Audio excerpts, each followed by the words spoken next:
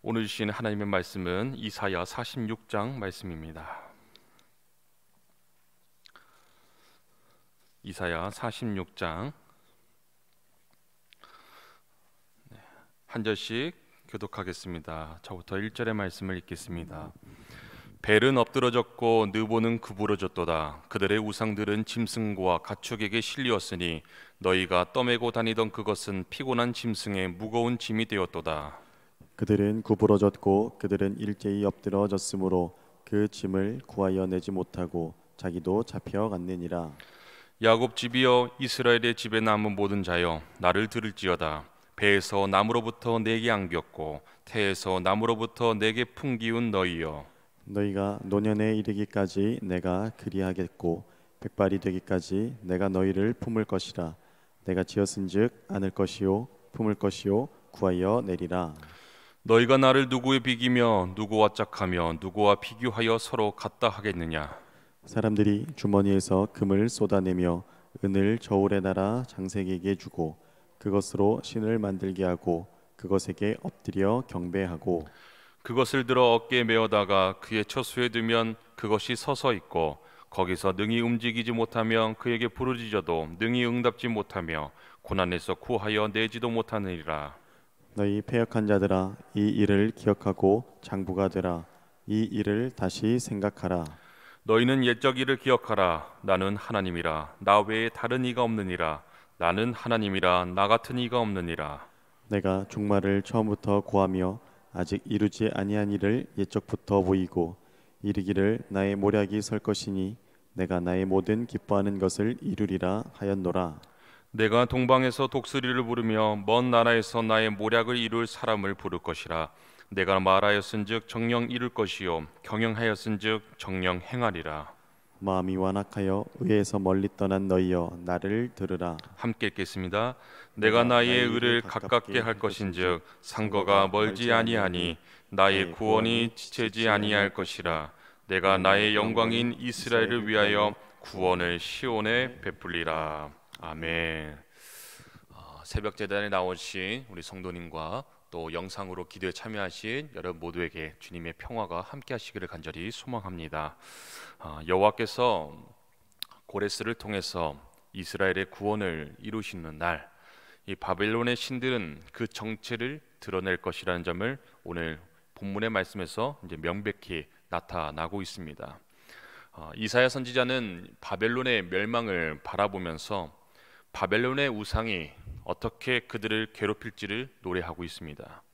1절에 나온 것처럼 벨과 느보는 바벨론의 대표적인 신들입니다. 벨은 주인을 뜻하고요, 하늘의 신, 최고의 신으로 모든 신들의 그 아버지로 역임을 받았습니다. 우리가 기억하지 않습니까? 다니엘이 바벨론으로 끌려갔을 때에 그때 벨드사살이란 이름을 강요받지 않았습니까? 이 벨이 그의 생명을 보호한다라는 뜻입니다. 그래서 나중에 이 벨이 이제 마르둑으로 이름이 이제 불러지게 되었죠. 그리고 이제 느보는 말하는 자, 대변자라는 의미로 지혜의 신을 말합니다. 바벨론 왕들 가운데에 특별히 느부갓네살처럼 자기 이름에 이제 느보를 더하여 자신에게 신적인 권위가 있다라고 이렇게 과시하기도 하죠. 그래서 이 벨과 느보는요, 또 참고로 부자 관계예요. 그만큼 이 바벨론에서 최고의 신이라 불리는 우상들이 자 지금 어떻습니까? 벨은 엎드러지고 느보는 구부러졌다라고 기록을 하고 있어요. 엎드러진다라는 뜻은 머리를 숙인다, 무릎을 꿇다라는 의미예요. 또 구부러졌다라는 것은 이제 몸을 숙이다라는 뜻입니다. 그래서 전쟁에서 포로가 되어서 머리를 조아리는 모습과 신에게 경배하는 모습을 묘사하고 있는 것이에요.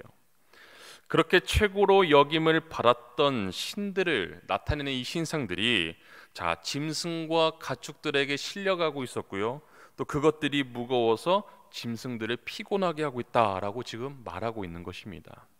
자, 이것은 고레스에 의해서 바벨론의 신들이 어떻습니까? 파괴되었음을 의미하고 있는 거예요. 짐승과 가축들에게 실려간다라는 것은 그만큼 이 신들이 아니라 그저 우상에 불과했다라고 조롱하고 있는 것입니다.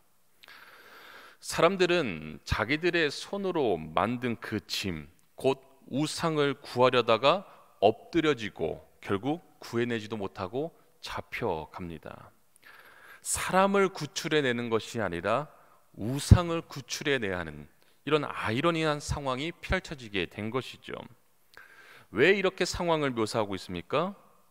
우상의 이 무기력함을 묘사하는 것은 혹시 바벨론으로 포로가 되어 갈지라도 하나님이 무기력하거나 건질 능력이 없어서 그렇게 놔둔 것이 아니니 그 어떤 상황에서도 오직 하나님만 바라보고 의지하라라는 뜻입니다. 사람들은 하나님의 나라라고 여겨졌던 유다가 우상의 나라인 바벨론에게 망해버린 것을 보면서 바벨론의 신들이 하나님을 이긴 것으로 생각하였죠. 하지만 실상은 그렇지가 않습니다. 유다가 망한 지 채 70년도 지나지 않아 바벨론도 멸망합니다. 바벨론의 많은 우상들, 오늘 성경에서는 수레에 실린 짐들이라 이렇게 표현하지 않습니까?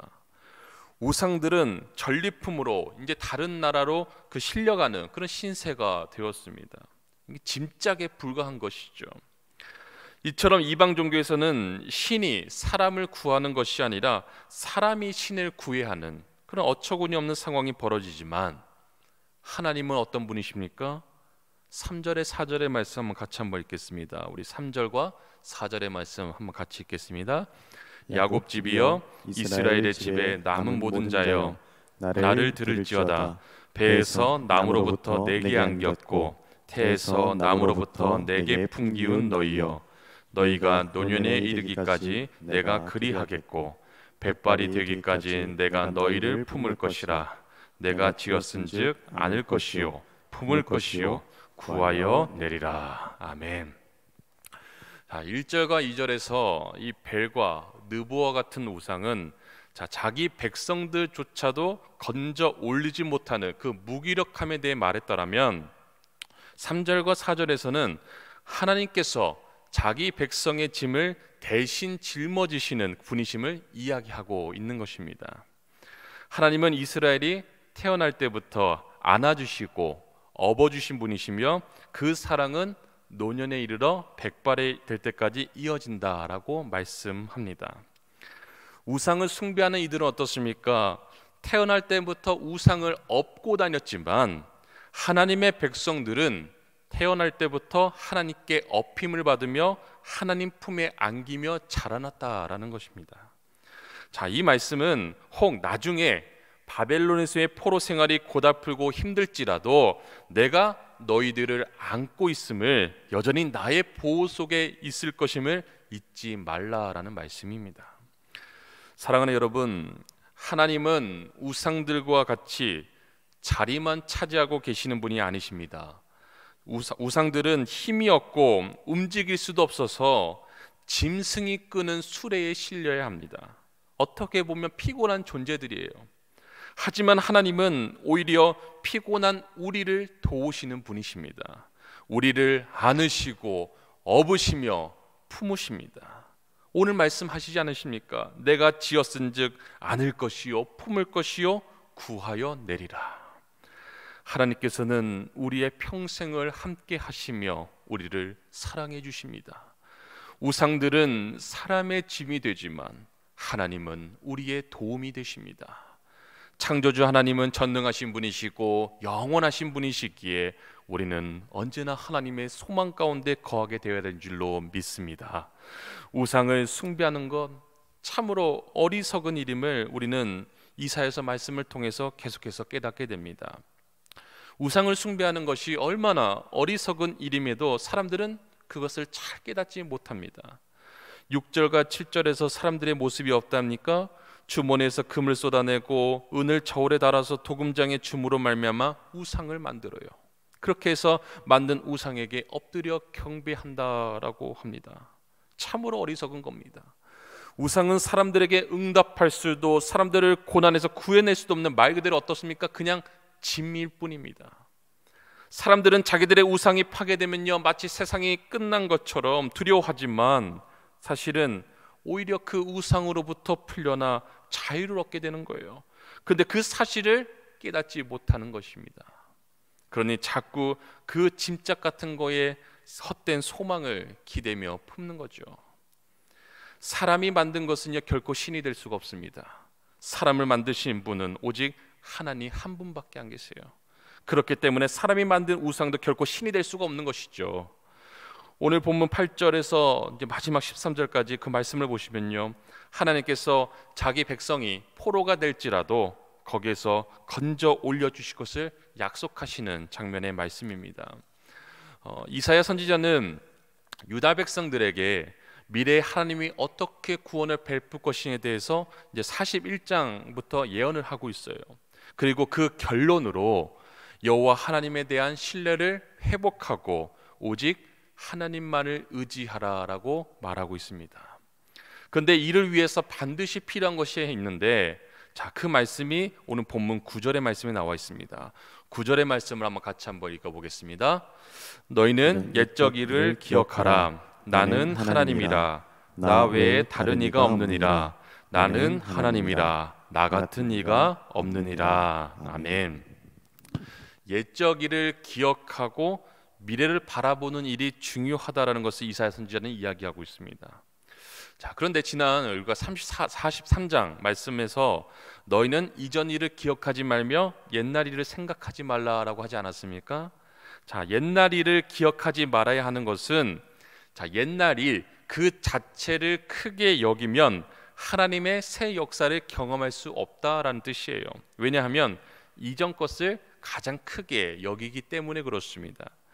그래서 오늘 본문에서는 이제 옛적 일을 기억하라 이렇게 말씀되어 있잖아요. 옛적 일을 기억하라는 말씀은 그 옛적 일 그 자체를 기억하라는 것이 아니라 그 일을 행하신 하나님을 기억하라라는 말씀입니다. 옛적에 행하신 하나님께서 지금 오늘 이 시간에 행하실 것을 신뢰하라라는 뜻입니다. 하나님께서 말씀하셨다면 정녕 이룰 것이고 정녕 행하시겠다. 11절 말씀에도 약속하지 않으십니까? 이 사실을 믿는 것이 이제 앞서 8절의 말씀에 장부가 되라라고 이렇게 나오는데, 이 장부의 믿음이 바로 이루어야 된다라는 뜻입니다. 하나님이 말씀하셨으면 반드시 이루시고 행할 것이라는 그 믿음, 하나님의 때가 차면 하나님이 약속하신 독수리가 유다 백성들을 안전하고도 빠르게 강한 날개로 실어 나른다라고 말씀하십니다. 사랑하는 성도 여러분, 우리의 눈에는 하나님이 아무것도 하지 않으시는 것처럼 보이지만 하나님은 쉬지 않으십니다. 쉬는 법이 없으세요. 성급하게 우리가 움직이면 될 일도 안 됩니다. 하나님의 길이 안전하고 빠르고 확실하다라는 것입니다. 장부의 믿음을 가지고 잠잠히 우리가 하나님의 때를 기다려야 될 줄로 믿습니다. 오늘 말씀처럼 하나님의 계획은 반드시 시행됩니다. 하나님께서는 당신의 뜻을 이루기 위해서 아주 먼 곳에 있는 사람들을 불러서라도 행하시는 분이십니다. 그 하나님께서 하나님의 백성을 바벨론 포로에서 다시금 그들의 땅으로 돌아가게 하시고, 하늘에 계신 성자 하나님을 보내셔서 죄와 죽음의 포로가 된 우리들을 건져 올려 영원한 생명을 누리게 하셨습니다. 우리는 지금 사순절 기간을 보내고 있습니다. 영원한 생명 되시는 주님께서 우리를 위해 친히 찾아오셔서 영원한 생명으로 들어가는 그 문을 열어주셨습니다. 그 주님으로 인해서 우리는 하나님의 자녀가 되어 이 땅에서도 영원한 소망을 가지고 살아갈 수가 있고요, 오늘도 주님 안에서 함께 지어져 갈 수 있는 귀한 은총을 받게 되는 줄로 믿습니다. 하나님의 약속을 굳게 믿고 내게 주신 은혜를 기억하면서 날마다 말씀 앞에 서서 승리하시는 여러분 모두가 되시기를 주님의 이름으로 간절히 축원드립니다. 함께 기도하겠습니다.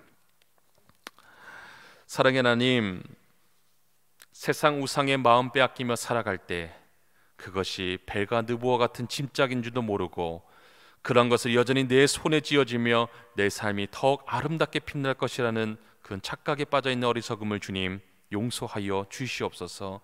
우리의 이기심과 교만에 빠져있을 때에도 우리를 업어주셨고 세상적인 욕망의 바다를 헤엄쳐 다닐 때에도 우리를 안고 품어주시는 분이심이 오직 여호와 하나님이심을 이 시간 다시금 고백합니다. 여호와 하나님만을 의지하게 하시고 하나님께 주시는 은총에 힘입어 오늘도 하나님의 자녀답게 내게 주신 은혜를 기억하며 마음을 굳게 하고 영원한 하나님을 찬양하며 감사로 영광 돌리는 삶이 되게 하여 주시옵소서. 감사드리며 예수 그리스도의 이름으로 기도드립니다. 아멘.